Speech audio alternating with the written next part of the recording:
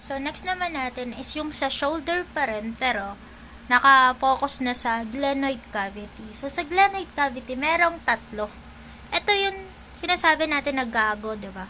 So, sino yung tatlo? Si Gracie, Apple, and Gart. Tapos, yung O is oblique sila kasi lahat. AP, oblique sila lahat. So, nakikita natin dito, lahat sila AP, oblique, apop, apop. Ito lang si Gart ang naiba kasi meron pa siyang, bukod sa oblique na siya, meron pa siyang angulation. Meron pa siyang central ray.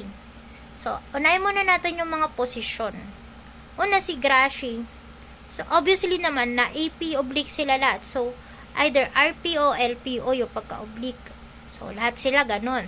Dito ka na lang nagkaiba-iba sa yung ibang position. Like, dito kay Gracie, upright or supine. Kapag naman kay Apple, upright, supine. Upright lang, upright. Kapag naman kay Gart is supine, seated, and upright. Supine, seated, and upright. Okay. So, lahat sila oblique. Ano natin yung pagka-oblique nila?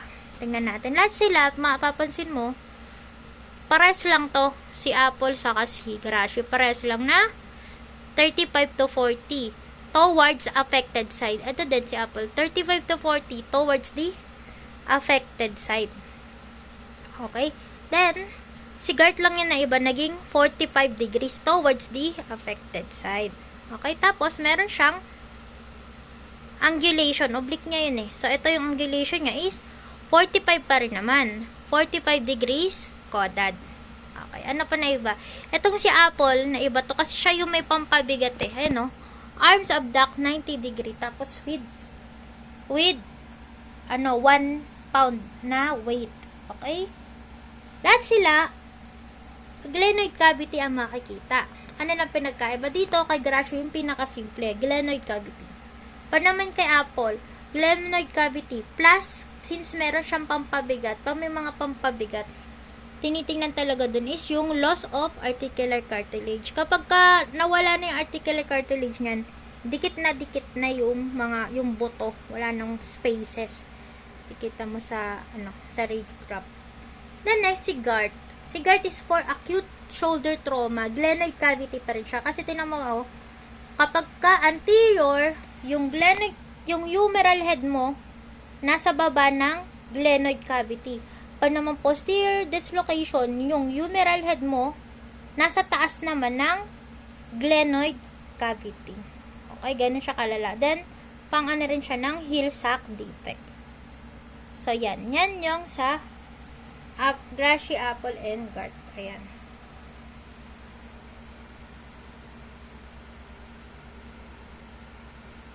Next, is yung ito naman. Si Near method. Supraspinatus outlet, and coracoacromial arch. So, si Near method, nag-iisa lang siya na pan-detect dito. Pang gusto mo yan makita, isa lang gagamitin mo, si Near lang. Si Near method is tangential projection. Huwag malilito ha. Iba kasi sinasabi, oblique to. Bakit? Kasi meron siyang rotation. Kasama siya dun sa samahang 45-60 na rotation. Pero hindi. Y din ang makikita mo kay Near. Pero, ito, tangential projection. Kasi, specific part yung tinitingnan mo. Ito, yung, diba, ayan yung buong Y. Ito lang tinitingnan mo. Yung banda dito lang. Banda dito lang yung tinitingnan mo dyan. So, para makita mo daw yan, syempre, 45 to 60. Pero mapapansin mo, away. Diba kasi towards IR. Si Near, away siya. Tapos meron siyang angulation na 10 to 15, pababa na naman, caudad. Okay? So, ito yung tinitingnan mo, makikita mo kay Near, ito.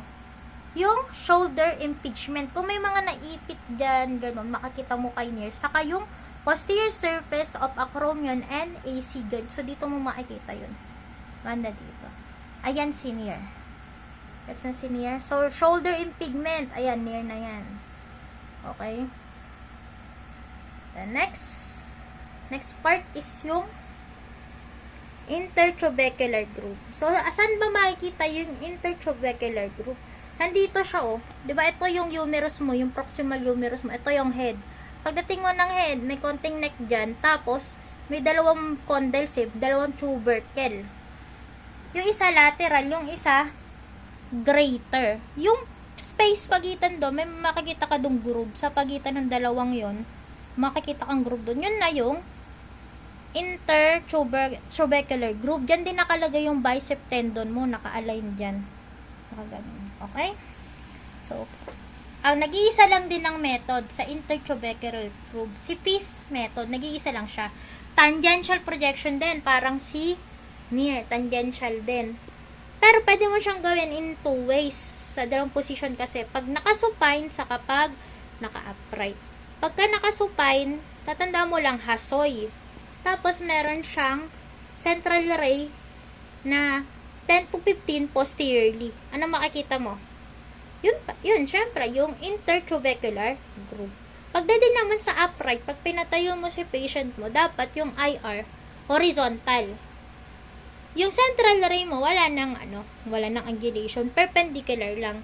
Problema lang dito, mas mataas yung OID, 'di ba? Pagka mas malayo yung part dun sa, kumbaga malaki yung space, 'di ba? Gusto natin dinidikit. So, ang mangyayari, yung intertubercular groove is magnified. Dito sa isa, hindi magnified, dito magnified. So, ayan. Nakatatlong part na tayo.